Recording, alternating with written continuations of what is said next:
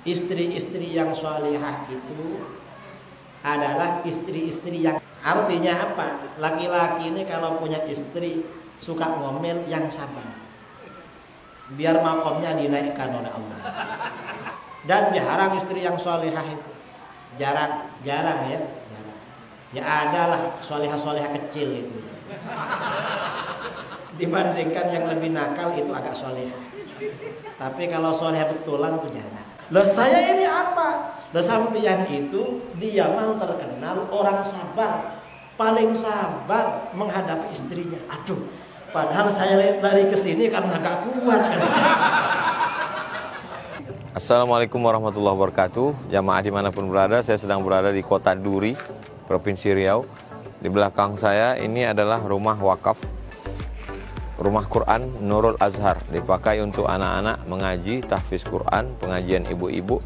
Petang ini kami buka bersama, santunan, banyak program khatam Quran dan lain sebagainya.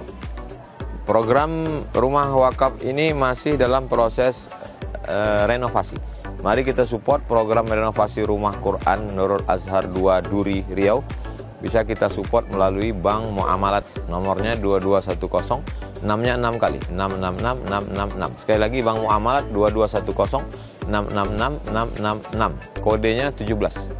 Jangan lupa konfirmasi ke nomor handphone 0852 6541 6060. Sekali lagi 0852 6541 6060. Ma'akal tafa'afnaita, yang kau makan busuk. Wa ma labis tafa'ablaita, yang kau pakai lapuk. Wa ma tasaddaq tafa'amdaita, yang diwakafkan. Itu yang akan kekal menjadi bekal untuk hari esok. Berkah selalu. Assalamualaikum warahmatullahi wabarakatuh.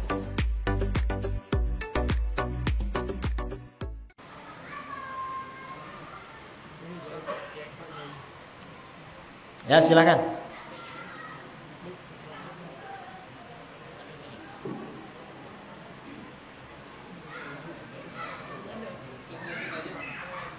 Sana. Yang tertulis agar ada yang bacakan ya.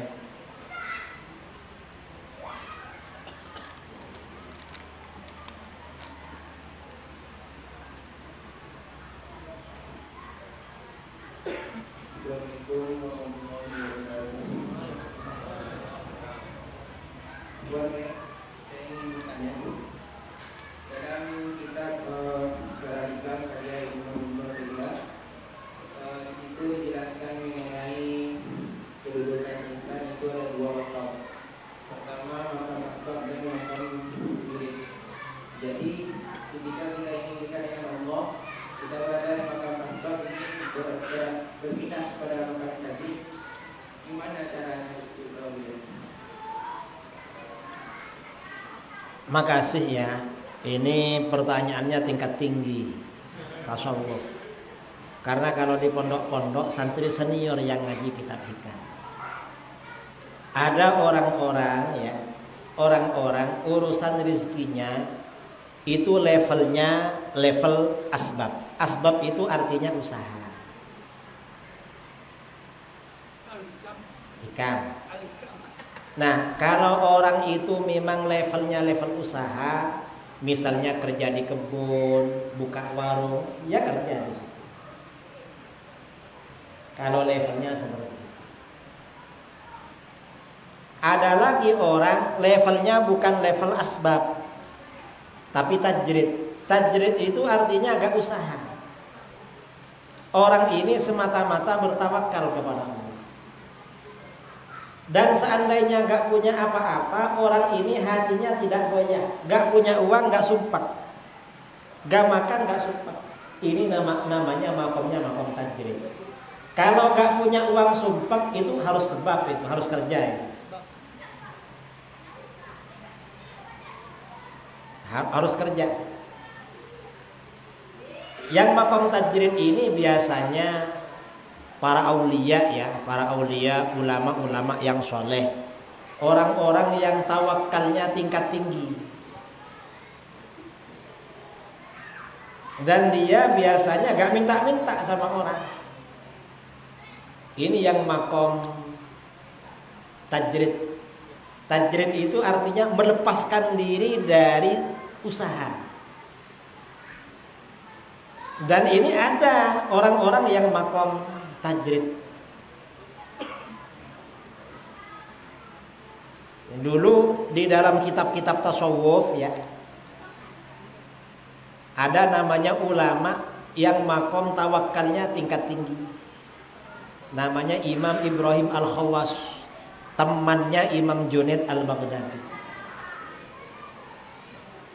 Imam Ibrahim Al-Khawas ini pergi kemana-mana gak pernah bawa uang.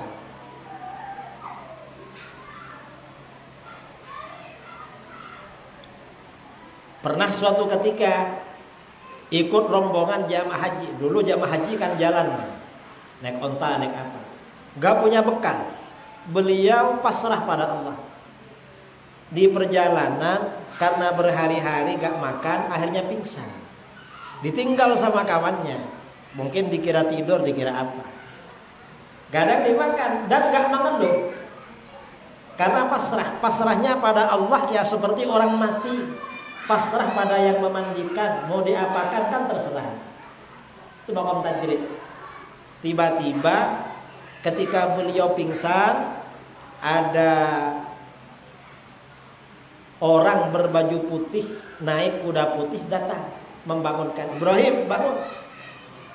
Bawa gelas. Di gelas itu ada minuman putih seperti susu. Setelah diminum, putih seperti susu, lebih manis dari diminum. Begitu diminum langsung gak pernah lapar. Ditanya oleh laki-laki itu, kamu mau ke Madinah? Iya. Bonceng saya. Bonceng. Setelah sampai dekat Madinah, kubah hijau itu kelihatan, makam Rasulullah kelihatan. Orang ini berhenti sini ya. Itu udah kelihatan. Oh ya. Kamu kalau ke makam menghadap Rasulullah, sampaikan salam saya. Sampean siapa? Saya saudaranya. Saya ini Ridwan. Siapa Ridwan itu? Malaikat Ridwan. Kalau orang tajridnya seperti itu bisa jumpa malaikat Ridwan. Dan gak mengeluh pada orang itu. Walaupun gak punya uang gak sumpek. Kalau gak punya uang sumpek, harus kerja orang ini. Jangan makom tajrid. Makom asbab namanya. Memang ada orang-orang seperti itu tuh ada. Nah, sebagian ulama sekarang yang begitu ya ada ya. Sebagian guru-guru kami dulu sudah almarhum tahun 2000-an. Tidak kerja dan tidak menerima orang ngasih uang. Kita gak tahu beliau dari mana makannya. Dan kalau ada keluarganya pinjam uang, beliau punya. Akhirnya dulu santri-santri sama wali santri karena ingin ngasih uang repot pada beliau di pondok di Sidogiri. Akhirnya uang itu ditaruh di celah-celah tembok. Akhirnya apa? Celah-celah itu dicor oleh beliau biar gak bisa dimasuki uang. Kalau kita akan dibuatkan lubang sekalian.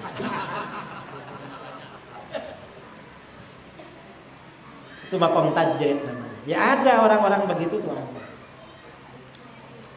Ini pertanyaan pertama ya. Pertanyaan kedua, apa perbedaan dan persamaan qiyas dengan takwil? Kalau qiyas ini dalam ilmu fikih, ya, dalam ilmu fikih itu qiyas. Contohnya qiyas apa? Misalnya mengapa kita ini kalau sholat membaca usolli? Dalilnya qiyas. Dikiaskan dengan apa? Rasulullah SAW ketika akan umroh, ketika akan ihram haji atau umroh, Rasulullah melafadzkan niat. Dikiaskan dengan itu. Atau Rasulullah melafadzkan niat puasa, Rasulullah melafadzkan niat kurban. Itu kias namanya. Kalau Wahabi gak mau sama kias. Mengapa? Karena bodoh Wahabi itu. Yang gak mau itu orang bodoh biasa. Mengapa kita pakai kias? Ya seperti itu memang dalam agama. Ketika ada sahabat ya, mengapa ada kias? Ketika Mu'adz bin Jabal oleh Rasulullah mau diutus ke Yaman menjadi hakim. Hakim itu artinya akan menjadi kiai. Ditanya hukum, dijawab. Rasulullah tanya, kaifa taqdi idza arada laka qada? Kamu nanti gimana cara memutuskan hukum? Kalau ada keputusan harus kamu keluarkan. Apa kata Sayyidina Mu'adz? Aqdi bi kitabillah. Saya putuskan dengan apa yang ada di Al-Qur'an. Rasulullah tanya lagi, fa in lam tajid fi kitabillah.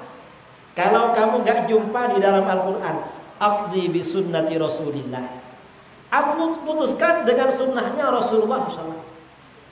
Rasulullah tanya lagi, fa in lam tajid fi kitabillah wala fi sunnati Rasulillah SAW. Kalau kamu enggak jumpa dalam Al-Quran dan hadis, kamu gimana? Kata Sayyidina Mu'adz, ajtahid bi ra'yi wala. Saya berijtihad dengan pendapat saya dan saya bersungguh-sungguh dalam ijtihad. Ijtihad itu artinya apa? Bisa pakai dalil umum, bisa menggunakan qiyas. Jadi bukan langsung bid'ah, tapi ijtihad. Coba Sayyidina Mu'adz ini Wahabi, gampang jawabannya. Mu'adz, kalau kamu ada pertanyaan hukum, kamu gak jumpa di dalam Al-Quran dan hadis, kamu apakan? Coba sahabat itu Wahabi, pasti menjawab, saya bid'ahkan Rasulullah. Tidak ada begitu dulu. Wahabi sekarang ini tidak ada di Al-Quran hadis langsung dibid'ahkan. Enggak gitu caranya. Itu bukan manhajnya Rasulullah itu. Bukan manhajnya para sahabat. Manhajnya siapa? Itu manhajnya Wahabi. Enggak mau sama kias. Ini kan YouTube Pekanbaru kan. Wahabinya dengar nanti. Dan biasanya dipotong-potong. Video saya yang di An-Nur ada yang dipotong sama Wahabi. Masuk TikTok apa nanti kasih judul apa. Nanti yang ini ada juga ini. Tidak apa-apa lah. Dasar gak dapat hidayah. Takwil. Ya takwil ini artinya membawa pengertian ayat atau hadis yang tidak jelas maknanya pada pengertian yang sesuai ya, yang sesuai dengan dalil. Pada makna kedua ya, pada makna kedua karena ada dalilnya. Pada makna kedua itu takwil namanya. Ini dalam ilmu tauhid. Ilmu tauhid ini kajian lain lah kapan-kapan. Ini khusus bermazhab masalah fikih. Kalau pertanyaan pertama cocok. Dan qiyas ini sebagian besar di dalam fikih itu qiyas.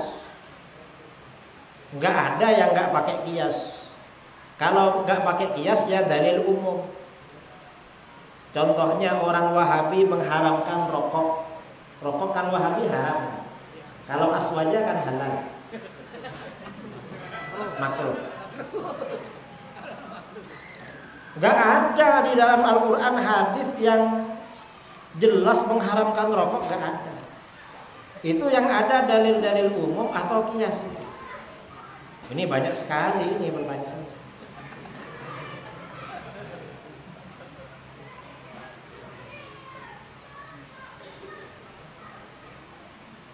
Assalamualaikum Pak Kiai.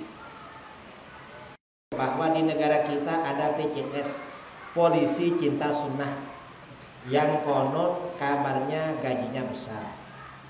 Mereka rata-rata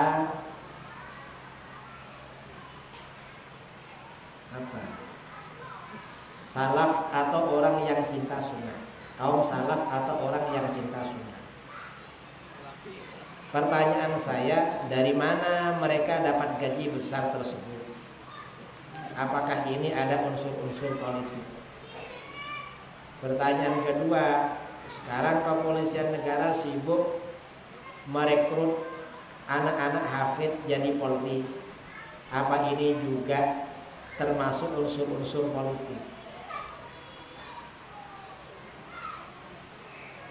Kalau yang polisi cinta sunnah itu ya mungkin yang Wahabi itu. Polisi gak pernah belajar agama lalu terpengaruh Wahab, dapat uang dari Wahabi. Ya Wahabi banyak uangnya saudara. Kan dekat, katanya dekat dari sini Wahabinya. Dekat ya. Dekat. Kalau Wahabi banyak uangnya ini.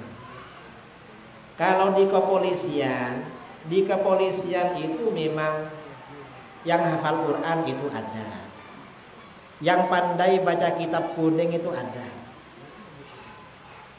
Yang artinya keilmuannya setingkat ustadz-ustadz itu ada di kepolisian. Mengapa? Itu memang diperlukan oleh mereka. Bukan kepentingan politik. Karena untuk membina kader-kadernya juga butuh ini. Butuh ustadz, ada ustadz di kepolisian yang jadi imam, jadi apa. Di tentara ada juga seperti itu. Karenanya kalau anak punya keistimewaan, misalnya hafal Quran, atau juara bulu tangkis, atau juara pingpong, pokoknya istilahnya bidik misi kan, itu gampang jadi polisi. Ya bukan unsur politik, karena memang negara kita mayoritas muslim. Nah, pendekatan kepada umat Islam itu tentunya ya harus tahu karakter umat Islam. Saya pernah pas ada di Bogor tahun sebelumnya, tahun kemarin atau sebelumnya, polisi nemani saya, hafal Quran polisinya. Kayaknya karena hafal Quran dia daftar polisi. Ya tidak apa-apa kalau jadi polisi tujuannya untuk mengayomi kepolisian, enggak apa-apa. Ya masalah tujuan politik itu memang sepertinya memang kebutuhan internal Polri. Di tentara ada juga kayaknya yang seperti itu. Di mana-mana ada. Dan diperlukan memang. Dan polisi jangan bodoh semua. Jangan bodoh semua soal agama. Karena kalau bodoh semua nanti jadi Wahabi. Jadi kalau masalah tujuan-tujuan politik saya kira enggak itu. Karena polisi yang baik itu ada, ya polisi yang nakal di mana-mana lah. Jangankan polisi, ustadz yang nakal ada juga itu. Orang Riau ini tahu ya.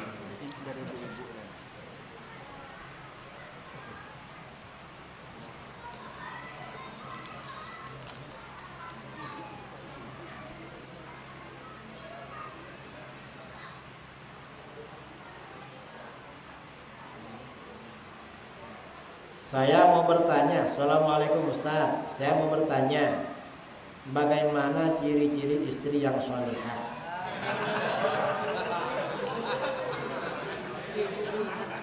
Ini mungkin calon istri. Apa? Ini kepala laki-laki yang tanya.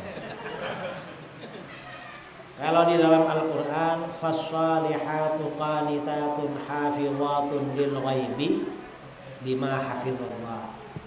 Istri-istri yang salihah itu adalah istri-istri yang taat kepada Allah dan suaminya. Kepada Allah, kemudian dan menjaga ketika suaminya tidak ada. Apanya yang dijaga? Dirinya dijaga, harta suaminya juga dijaga. Itu itu secara umum seperti itu di dalam Al-Quran. Ya pokoknya taat kepada Allah, taat pada suaminya itu sudah sholihah. Taat kepada Allah saja sama suami gak taat, gak sholihah itu. Atau taat pada suaminya saja, sholatnya telat-telat, gak sholihah juga. Harus taat semuanya. Itu istri yang soleh. Dan jarang istri yang solehah itu, jarang.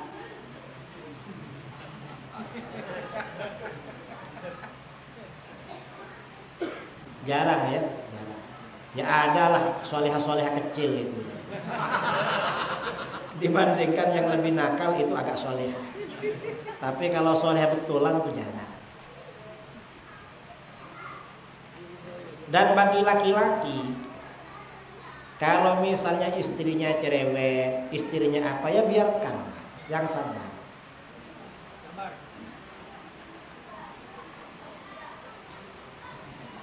Mengapa begitu? Dapat pahala.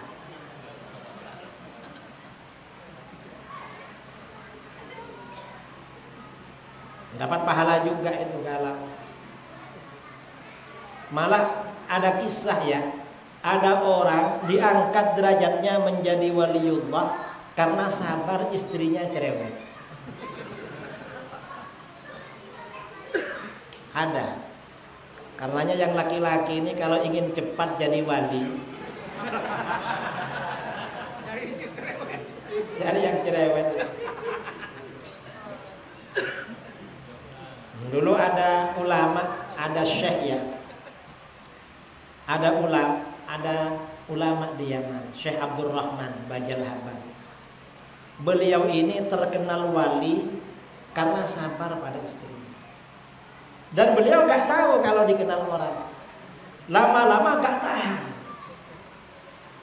Istrinya marah terus gak tahan. Akhirnya dia mikir, daripada gini yang enak bertapa di gua. Gak kuat juga. Akhirnya masuk ke dalam gua. Setelah masuk dalam gua, dia pikirnya sendirian di situ. Gak taunya di situ sudah ada 2 orang yang bertapa.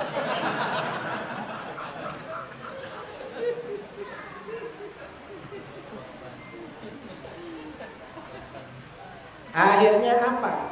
Orang bertapa ini kan kerjanya berdoa pada Allah. Setiap pagi 2 orang yang duluan ini gantian berdoa pada Allah. Pagi waktunya makan, 1 orang berdoa, ya Allah minta makanan. Maka dari atas di gua itu ya, jatuh 3 bungkus makanan.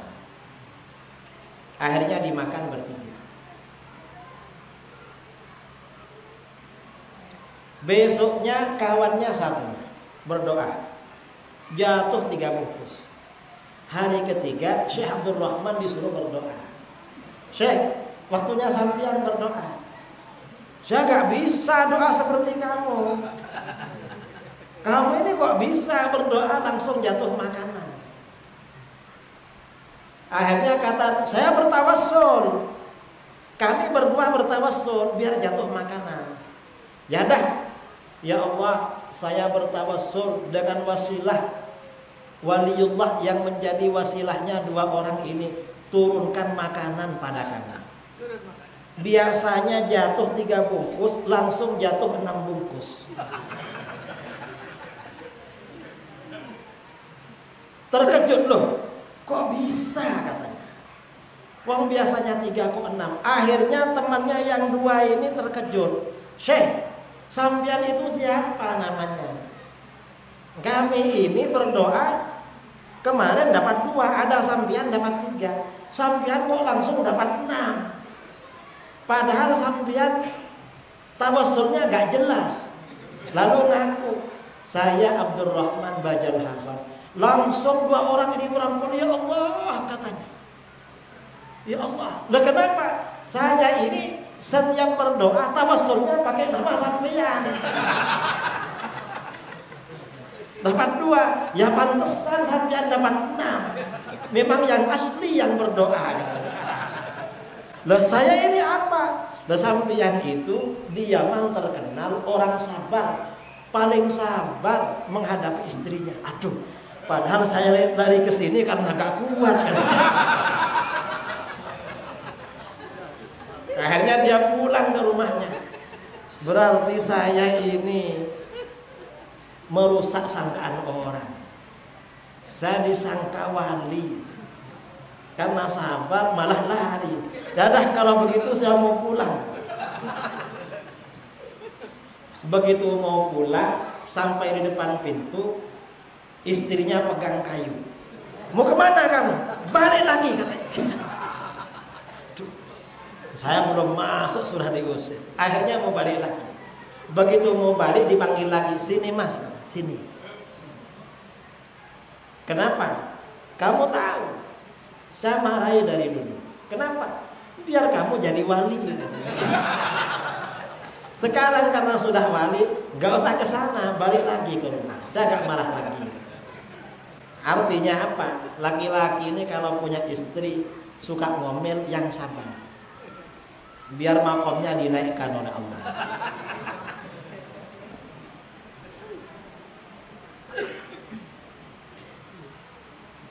Apa hukum tahlilan kiai? Tahlilan ini hukumnya sunnah. Kalau yang dimaksud tahlilan bacaan-bacaan itu. Mengapa sunnah? Tahlilan itu artinya bacaan zikir, pahalanya untuk membantu orang meninggal. Siapa yang pertama kali baca zikir untuk orang meninggal? Yang pertama kali baca zikir untuk orang meninggal adalah Rasulullah. Kalau Wahabi bilang bid'ah. Mengapa? Gak tahu Wahabi itu. Jadi Rasulullah yang pertama kali baca zikir untuk orang mati. Dan ini sering saya sampaikan. Ketika kita pernah bermakmum dengan orang-orang yang tidak bermadhab atau mencampur adukan madhab, apakah sholat kita tidak diterima atau harus qadha lagi? Bermakmum kepada orang Wahabi itu hukumnya makruh. Diterima apa enggak tergantung kamu khusyuk apa enggak waktu sholat. Cuma kalau imamnya yang ada cuma Wahabi, cari imam lain enggak ada, sebaiknya bagaimana? Pendapat yang kuat mazhab Syafi'i, sebaiknya sholat sendirian atau buat jamaah lagi.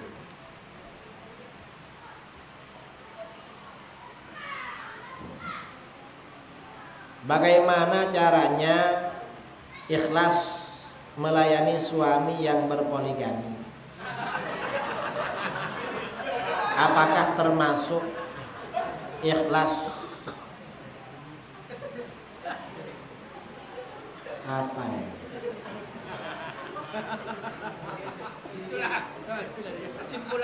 Menggiring ke surga.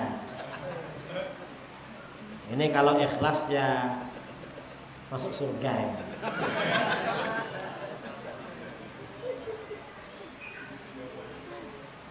Wah, saya gak tahu yang ini. Ini tanya sama perempuan yang ini. Tapi ya memang secara syariat poligami itu halal, boleh dilakukan bagi yang mampu. Yang gak mampu ya jangan. Nah kalau gak mampu ya bahaya. Saya kira itu ya. Ini semua pertanyaan sudah terjawab. Waktu sudah habis.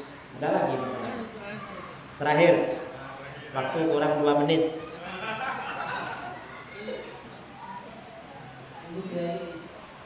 Yang akidahnya yang saya tanyakan, yang asma sifat itu gimana? Waktu ini asma sifat. Kalau yang dengar itu keterangan yang asma sifat itu apa yang sifat sehingga sampai menakan kepada kita Ahlussunnah wal Jamaah. Makasih ya. Tauhid 3 Wahabi. Tauhid rububiyah dan uluhiyah itu tujuannya untuk mensyirikkan dan mengkafirkan orang yang bertawassul, bertabarruk dan beristighatsah. Tujuannya itu. Sumbernya dari mana? Rububiyah dan uluhiyah ini kalau diteliti dari kitab-kitab Wahabi, sumbernya dari Abu Jahal dan Abu Lahab. Wahabi ini dari Ibnu Taimiyah, tapi yang menjadi sandaran alasannya Abu Jahal dan Abu Lahab. Karenanya termasuk akidah Wahabi, di kitab-kitab Wahabi disebutkan Abu Jahal dan Abu Lahab CS itu yang bertauhid dan orang yang beriman. Itu di kitab mereka. Kalau nggak percaya tanya sama ustaz-ustaz Wahabi. Kalau nggak percaya, kalau dia nggak ngaku berarti ngeles, malu, karena imamnya Abu Jahal dan Abu Lahab. Kalau tauhid asma wa sifat itu tujuannya untuk melawan sifat 20. Golongan yang menyucikan Allah dari menyerupai makhluk dan menyucikan Allah dari membutuhkan tempat. Ini tauhid asma wa sifat. Dan sumber akidah Mujassimah. Sumbernya dari mana? Asma wa sifat ini sumbernya dari Yahudi. Karena dalam masalah ini akidah Wahabi asma wa sifat mirip akidahnya Yahudi. Makanya Wahabi itu disingkat dengan Wahyudi. Wahabi adiknya Yahudi. Maksudnya akidahnya. Kan nama orang ya. Singkatnya itulah. Kalau diterangkan lama malah 1 jam. Perlu lama-lama.